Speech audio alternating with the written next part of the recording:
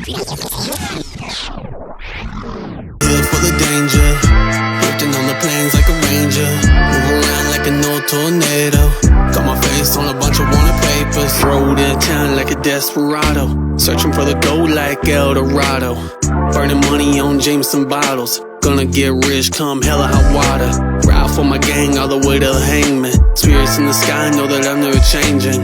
I'm like a Charles Russell painting how die in the west when sun. I'm looking around here. I'm looking at countless years of military service. I'm looking at authors. I'm looking at degrees. I'm looking at Yale. I'm looking at Ivy League schools. I'm looking at trainers. I'm looking at business people. Like, is so much information, so many experiences on this panel. I would say this probably has to be one of the most experienced panels on freaking YouTube. And I'm just being real. I mean, you look at all of us are in our, late 30s and 40s and stuff like this, and we come with, I mean, it's a whole bunch of experience here from all different. I will start off with this. My transition is, well, actually, I ain't gonna start there. I'll start with this. I grew up, I only thought about the 9 to 5, right? I was just like, man, I'm just gonna work, be in the army, do my 20 years, yada yada yada. I'm gonna get out. I'm gonna go get me another 9 to 5 as an educator for 20 years, kick my feet up, do my school counseling thing, and then I'm gonna sit back and retire. It wasn't rewarding just working the 9 to 5 anymore. And I don't know if it was because I, became in my 40s or what. And then I started thinking, and me and Vic had a conversation, or we actually talked for over an hour today. And one of the things we talked about, one of the things that I brought up was that how it may be important, even if you want to work the 9 to 5, to still have something on the side. So 9 to 5 may include jobs like lawyers or doctors. But if you're a doctor and you're making 250 bands or 300 bands a year, and you're a surgeon and something happens to your hand, then what? Where you can no longer practice your job.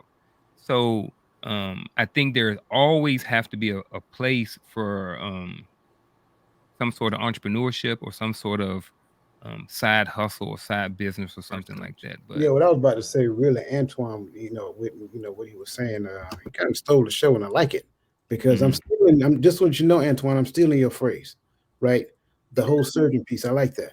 But this is the thing that when it comes down to entrepreneurship, this is the thing we need to understand. A man's gifts will make room for him, right? That's what we need to understand. So your gifts will make room for you, but it will also bring you before great men. So we need to understand that as well. When you listen, what I really love about this panel is that you heard the transition in every person. Everybody started off with kind of like where they started from, and then they kind of spun off of that. And so for me, the reason I kind of talked about my military background, because that's where I learned that I was actually good at training. I had no idea that I was good at training before I joined the military, just like everybody else. I was like school, did a little sports and all that other great stuff, had no clue on what my purpose in life was. But then when I realized, like, yeah, I'm kind of pretty decent at training, but then going forward, I started realizing that, the human aspect really matters. And like when we don't necessarily think about it, like the more I learn about myself, the better I can maneuver in the space that we call life. So when I started focusing on that, that's what propelled me to get my degree in human services counseling. So with that being said, now, my focus became that. And I think when you listen to everybody's story, like Dustin articulated his purpose perfectly. Like when you listen to his transition, it went from one thing to another, but it is still aligned within the scope of his passion.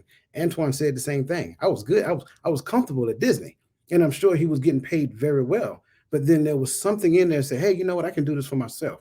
And I think when you look at all of these entrepreneurs, there was a liberating thought that said, you know what? I don't want to be tied to this industry to where somebody else is in control of how I fund my resources, how I pay my bills, how I support my family.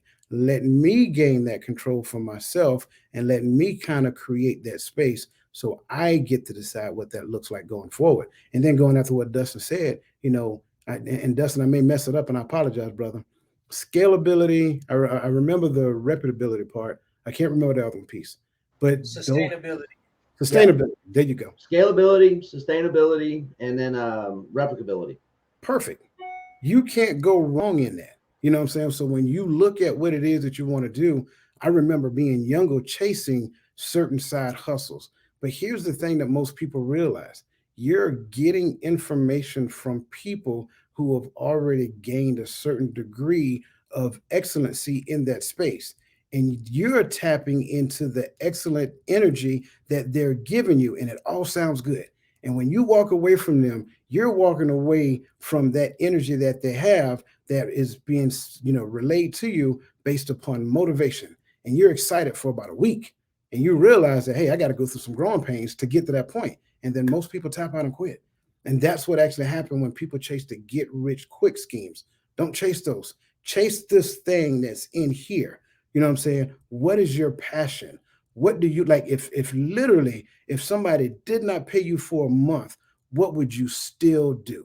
And once you determine what that is, then chase that. I figured out like, okay, how can I take everything that I enjoy and make that my own? You know what I mean? And that's what I did. I followed my heart. So the EJ's Gym, the GEM, as Garfield knows, stands for God to Elevate Your Mindset. So I don't just train athletes. I pour into them. I try to help them learn who they are so they can get through that process faster than we did. So they don't have to go through all the obstacles like we did. We like, okay, trust how you feel and go with that. So that's what I'm trying to take all the tools and everything that I learned and pour it into the future so they don't have to go through the same obstacles that we go through. They can get to their passion right away.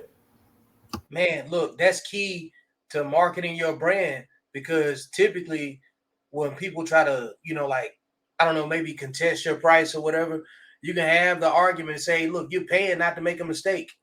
You're paying for my creativity and experience. You know what I'm saying? Like, you don't make Target and Walmart negotiate the price when you get to the register. You don't make me negotiate my experience either. You see what I'm saying? Real. That's real. Because all of us are some degree of an expert. You know what I'm saying? Right.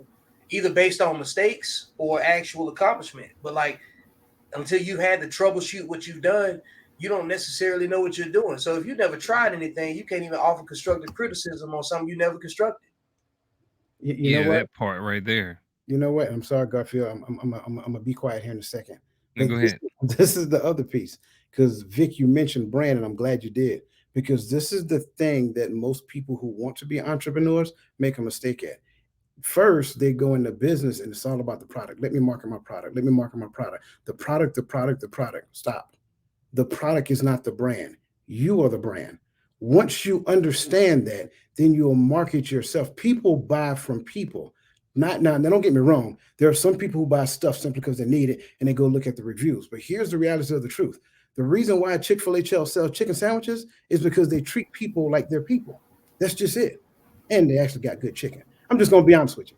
But that's look, I wouldn't even eat Chick-fil-A, but I go in there for the French fries and the service. Man, the waffle fries be banging. But go ahead, Coach. My bad. Hey. You good. But that's the key. And Dustin hit the nail on the head. Yeah, our prices may not be cheaper than everybody else, but we kill them with customer service. They come to see Dustin because Dustin treat them like they're people. And he probably know how to connect with people. He know how to talk to people, makes people feel valued in that space. That's the thing that sells your product. I'm not that good at it, but I hired people that are really good at it. Hey, that's what you got to do. Cows to sell chicken. Drifting on the plains like a ranger, move around like an old tornado. Got my face on a bunch of wanted papers, rode in town like a desperado.